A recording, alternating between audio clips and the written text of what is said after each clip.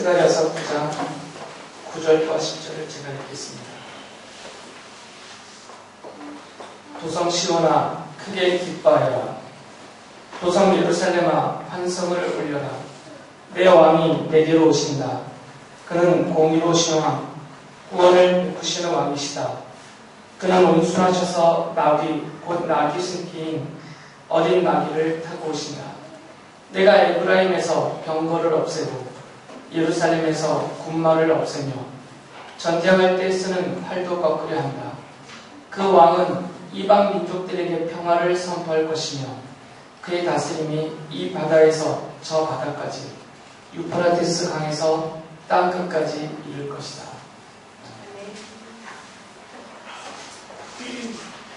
8장은 스가랴서 앞에 부분은 예루살렘에 대해서 그리고 금식에 대해서 설명을 할 때 함께 살펴봤기 때문에 다시 반복하지 않겠습니다.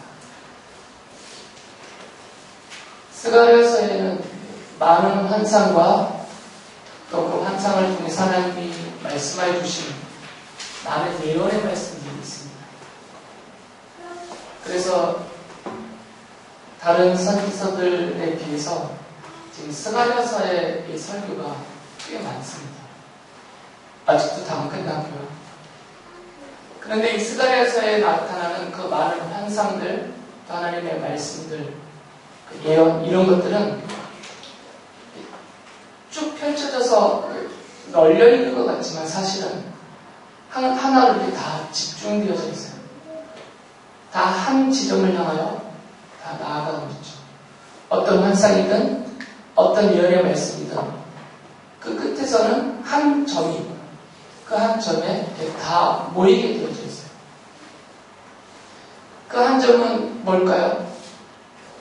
눈치가 빠르신 분들은 오늘 나타난 단어가 있는데 성경책을 읽을 때 왕에게 집중되어 있습니다.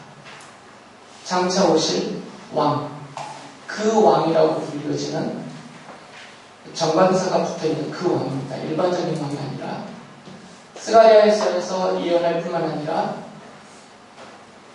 모든 예언서에서 약속하고 있는 바로 그 왕입니다. 하나님이 정해주신 그 왕. 그 왕에게 집중되어져 있어요. 앞에서 이미 살펴보긴 했지만 다시 한번 간략하게 하나하나씩 짚어보면 이 스가랴서에서는 장차 나타나실 그 왕을 새싹이라고 부르죠. 새싹이라고 부르는 하나님의 종이라고 설명을 합니다. 3장 8절에 그것을 말씀하셨어요. 내가 이제 새싹이라고 부르는 나의 종을 보내겠다. 이분이 왕이십니다. 계속 이어지는 설명에 의하면. 그리고 4장 6절부터 7절에 보면 이 스가랴서에는 장차 오실 그 왕을 모형적으로 예표하고 있는 두 인물이 나타나는데 제가 이미 설명을 다 해드렸습니다. 그 두 인물이 누구죠? 성전을 재건할 때 그 재건 사업을 지도했던 두 사람 스룹바벨 총독과 여호수아 대제사장. 이 4장에서는 그 스룹바벨을 가리키면서 이 스룹바벨은 장차 오실 그 왕을 가리키는데 그분이 모든 나라를 다스리는 왕이시다라는 사실을 이 스룹바벨이 모형적으로 예표하며 가리키고 있어요. 이렇게 기록되어 있죠. 이것은 주님께서 스룹바벨을 두고 하신 말씀입니다. 힘으로도 되지 않고 권력으로도 되지 않으며 오직 나의 영으로만 될 것이다. 만군의 주님께서 말씀하신다. 큰 산아 내가 무엇이냐. 스룹바벨 앞에서는 평지일 뿐이다. 그가 머릿돌을 떠서 메울 때 사람들은 그 돌을 보고서 아름답다 아름답다 하고 외칠 것이다. 그리고 또 한 인물인 이 여호수아 대제사장이 6장 12절과 13절 보면 장차 오실 그 왕에 대해서 이렇게 설명을 하고 있죠. 이 사람을 보아라. 그의 이름은 새싹이다. 그가 제자리에서 새싹처럼 돋아나서 주님의 성전을 지을 것이다. 그가 주의 성전을 지을 것이며 위엄을 갖추고 왕자에 앉아서 다스릴 것이다. 그리고 지금 제가 읽어드렸던 이 9장 9절에서는 그 왕을 이렇게 설명합니다. 그는 공의로우신 왕, 구원을 베푸시는 왕이시다. 9장 10절에서는 이 왕은 평화로운 나라, 평화의 나라를 세우시고 그 평화로 통치하시는 그런 분이시다라고 설명하죠. 그 왕은 이방 민족들에게 평화를 선포할 것이며 그의 다스림이 이 바다에서 저 바다까지 유프라테스 강에서 땅 끝까지 이를 것이다. 그리고 아직 살펴보진 않았지만 앞에 후에 나오는 그 12장 9절을 보면 그날에 나 주가 예루살렘에 사는 주민을 보호할 것이니 그날이 오면 내가 예루살렘을 치러오는 모든 이방 나라를 멸망시키고 말겠다. 그러니까 이 왕은 예루살렘으로 대표되고 있는 하나님의 백성들을 보호하시는 왕이시고 반대로 그 백성을 치러오고 있는 대적들을 멸망시키시는 그런 아주 강력한 왕이시다라고 말씀하세요. 그리고 14장 9절에서는 바로 그분이 하나님이시다라고 말하죠. 주님께서 온 세상의 왕이 되실 것이다. 그날이 오면 사람들은 오직 주님 한 분만을 섬기고 오직 그분의 이름 하나만으로 간구할 것이다.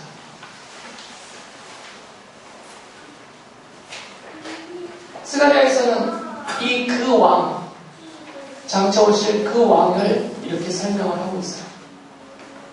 그러면서 그 왕이 오시는 그날에 스가랴서에서 예언하고 있는 모든 하나님의 예언과 약속이 성취될 것이다 라고 하면서 그 왕을 가리키면서 동시에 그 왕이 왕으로서 예루살렘 곧 하나님의 백성들을 향하여 오시는 그 날을 가리키고 있어요.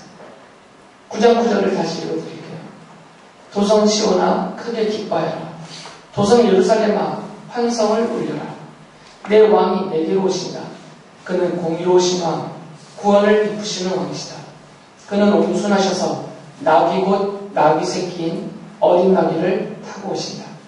바로 그 왕이 그 날에 오시면 스가랴서의 이 모든 약속이 하나님의 약속이 다 성취된다 라고 스가랴서는 그것을 정리하고 있어요. 스가랴서가 환상도 많이 나오고 해석하기도 힘겨운 그런 내용들이 많지만 그러나 스가랴서의 가장 핵심은 그 왕과 그 왕이 오시는 바로 그날에 있습니다. 이 부분만 이해하시고 해석이 가능하면 스가랴 전체는 그렇게 어려운 내용서가 아닙니다. 그런데 이 스가랴서에서 하나 강조하는 것이 있어요. 그 왕이 죽임을 당할 것이다 라고 강조합니다. 찔려 죽임을 당할 것이다. 12장 10절에 이런 말씀을 하셨습니다. 그러나 내가 다윗 집안과 예루살렘에 사는 사람들에게 은혜를 구하는 영과 용서를 비는 영을 부어주겠다. 그러면 그들은 나, 곧 그들이 찔러 죽인 그를 바라보고서 외아들을 잃고 슬퍼 울듯이 슬피 울며 맏아들을 잃고 슬퍼하듯이 슬퍼할 것이다. 지금 다윗 집안과 예루살렘 사람들이 그를 죽였어요. 그는 바로 그 왕입니다. 그런데 그 왕은 곧 하나님께서 나다라고 말씀하고 있어요. 하나님께서 그 왕으로 그 백성들에게 오셨는데 그 하나님의 백성들을 상징적으로 대표하고 있는 이 다윗 지방과 예루살렘 사람들이 그 왕을, 그 하나님을 찔러서 죽였다는 거죠. 하나님께서 후에 그들의 마음속에 이런 영을 불어넣어 주시겠다는 거죠. 회개하는 그리고 은혜를 구하는 영. 왕의 찔려 죽임에 대해서 예언을 해주신 것이죠.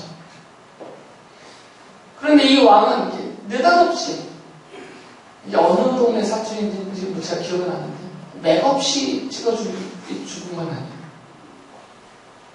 사투리인가요? 맥없이 뭐 이런 비슷한 그러니까 아무 이유 없이 그냥 무기력해서 연약해서 찔려 죽임을 당한 것은 아닙니다. 이유가 있겠죠. 분명히 스가랴서에서 설명하고 있는 그 왕은 온 세상의 왕이에요. 모든 대적을 멸망시키시는 아주 강력한 통치권을 갖고 계시는 그런 왕이십니다. 그런데 그 왕이 그의 백성의 손에 찔려서 죽임을 당했어요. 그러니까 분명한 이유가 있는 거죠. 그 그 이유는 이미 스가랴가 설명을 해주었습니다. 3장 9절에 보면 하나님께서 이런 말씀하시거든요. 나 만군의 주가 말한다. 내가 여호수아 앞에 돌 한 개를 놓는다. 그것은 7눈을 가진 돌이다. 나는 그 돌에 내가 이 땅의 죄를 하루 만에 없애겠다는 글을 새긴다. 하나님이 정하신 뜻이 이거죠. 하나님께서 바로 정하신 그날에, 그날 하루 만에 이 땅에 있는 모든 죄를 다 없애버리겠다. 이건 두 가지 면에서 없애시는 겁니다. 모든 악을 멸절시킨다는 의미도 있고 모든 죄악을 용서하신다는 의미도 있습니다. 바로 그날 하루에 일이 이루어진다라고 이미 말씀을 놓으셨는데 그 일을 이루는 이것이 이루어지는 그 날이 바로 그 왕이 찔려 죽임을 당하는 그날입니다. 13장 1절에서는 그것을 이같이 설명해 주셨어요. 그날이 오면 그 왕이 죽임을 당하는 그날입니다. 샘 하나가 터져서 다윗 집안과 예루살렘에 사는 사람들의 죄와 더러움을 씻어줄 것이다. 이 샘은 죄를 용서해 받게 하는 완전한 죄 씻음을 이루어주는 샘이에요. 그러니까 단순한 물이 아니겠죠. 단순하게 얼굴 닦는 그 물이 터져나오는 샘이 아니라 이 땅의 모든 죄가 다윗 집안과 예루살렘 사람들로 대표하는 그 백성 모두의 죄를 완전히 씻어줄 수 있는 그 능력이 있는 그 효력이 발생되는 그 무엇이 터져나오는 셈. 바로 예수 그리스도의 죽으심을 가리키고 있는 것입니다. 그 왕은 곧 예수 그리스도시니까 우리가 이미 수차례 살펴봤던 내용입니다. 그의 백성에게 왕으로 오신 바로 그 왕인 예수 그리스도가 그의 백성들의 손에 의해서 잡혀서 찔려서 십자가에서 죽임을 당하셨습니다. 그의 이 죽으심이 바로 터져나오는 샘이 되었던 것이죠. 이 땅의 모든 죄를 단 하루 그날에 다 씻어 없어버리시겠다고 약속하셨던 하나님의 약속이 성취되는 바로 그날입니다. 죄 용서의 능력이 그리스도라는 샘에서 터져나와서 이 땅의 모든 사람들, 하나님의 백성들을 그 온갖 죄와 더러움을 다 씻어 주셨던 것입니다. 스가랴는 이 왕이 그의 백성들에게 오신다라는 것을 강조했고요. 9장 9절에서 말씀하셨죠. 그리고 이 예언이 성취되었다라는 사실을 마태복음서에서 그대로 스가랴서를 인용하면서 예수님에게 이 말씀을 적용을 했죠. 이미 잘 아시지만 다시 한번 읽어드리겠습니다. 마태복음 21장 4절과 5절을 보면 이것은 예언자를 시켜서 하신 말씀을 이루시려는 것이었다. 이 예언자는 스가랴입니다. 시온의 딸에게 말하여라. 보아라, 내 임금이 내게로 오신다.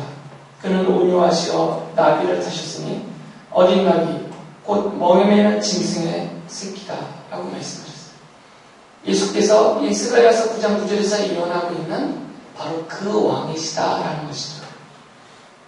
그리고 이 그 왕은 스가랴서에서 약속하고 예언한 대로 그의 백성들의 손에 잡혀서 십자가에서 못 박혀 죽임을 당하셨습니다.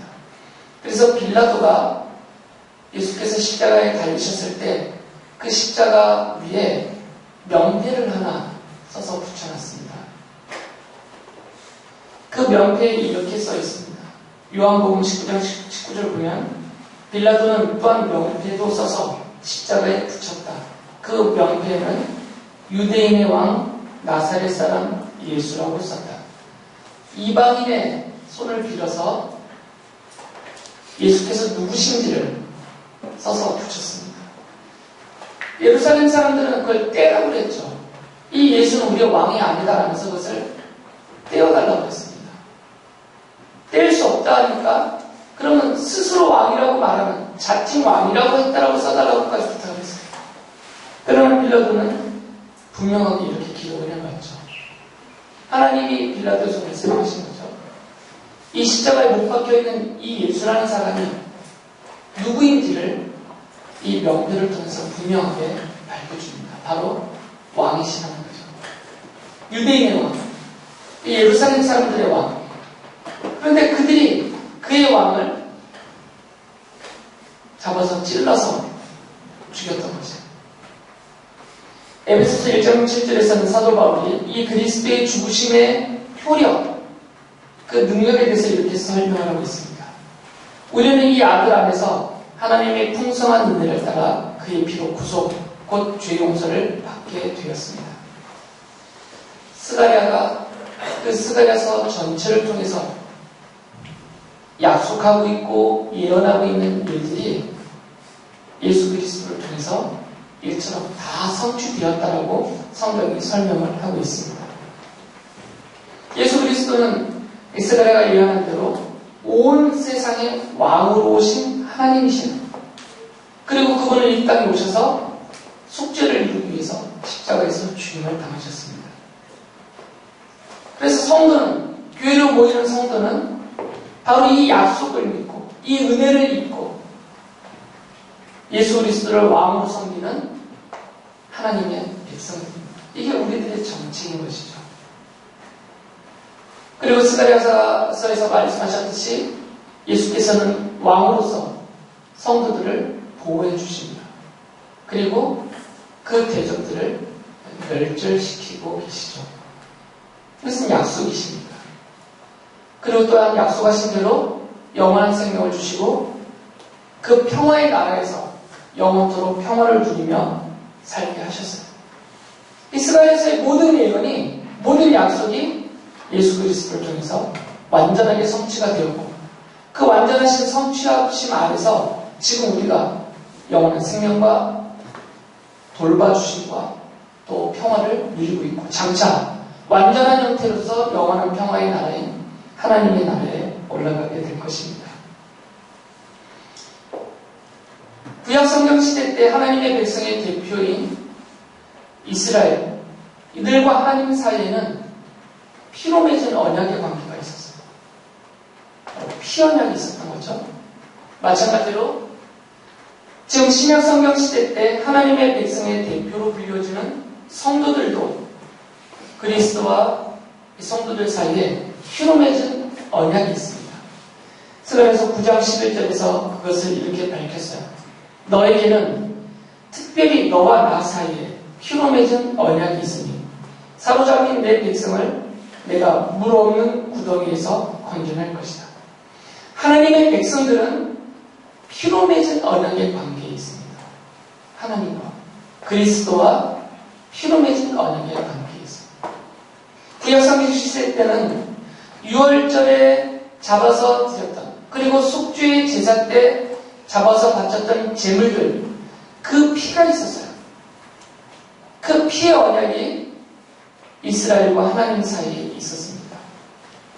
지금 신약 성경 시대인 오늘에는 이제는 더 이상 짐승의 피가 아니라 온 세상의 왕이신 하나님, 그분이 이 땅에 왕으로 오셨는데 그분이 바로 예수 그리스도시고 그 예수 그리스도가 십자가에서 죽으시면서 쏟으신 그 귀한 피, 그 보혈이 지금은 하나님과 우리 사이, 그리스도와 우리 사이에 바로 피 언약의 근거가 된 것입니다.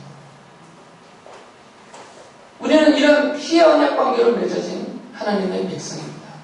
그렇기 때문에 하나님이 하신 이 약속대로 하나님은 지금도 우리를 물이 없는 구덩이에서 건져내 주고 계십니다. 이중적입니다. 최종적인 영원한 하나님 나라에 들어갈 수 있도록 앞서 말씀드렸듯이 모든 죄와 더러움을 다 씻어주셔서 근원적인 죄와 그 영원한 지옥 상황에서 건져내 주셨어요. 다시는 이 영원한 지옥 상황에 떨어져서 그 물이 없는 깊은 구덩이에서 떨어져 말라 죽을 그런 처지에 놓이지 않습니다. 우리의 생명, 영원한 생명이 주님의 이 구원하심을 통해서 얻어지게 된 것입니다.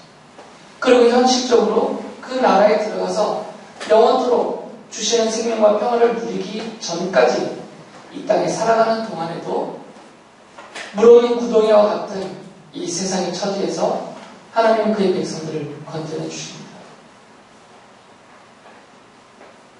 심각한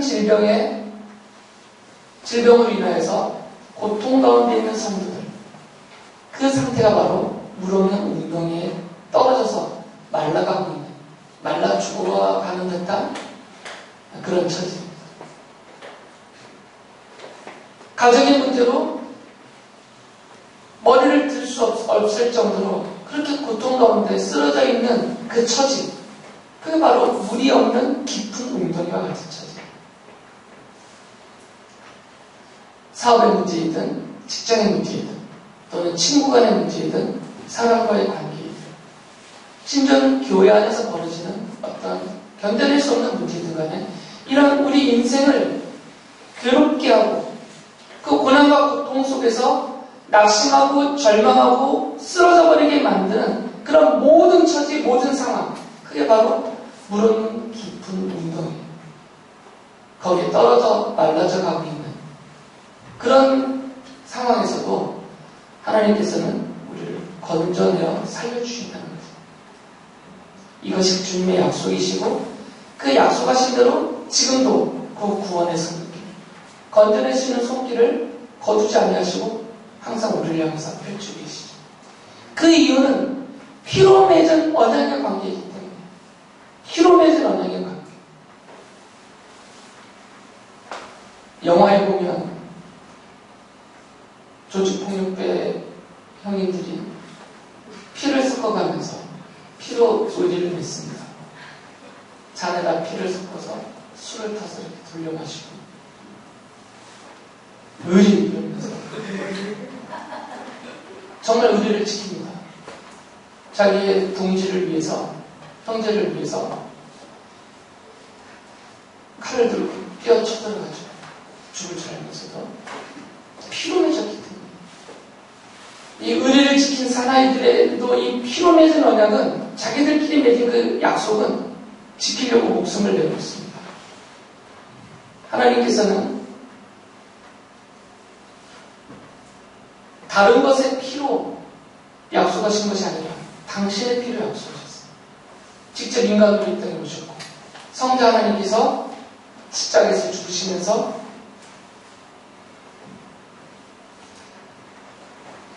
그 피를 쏟으시면서 약속하셨어요. 우리가 뭐라고? 정말 말 안 듣는 자기들.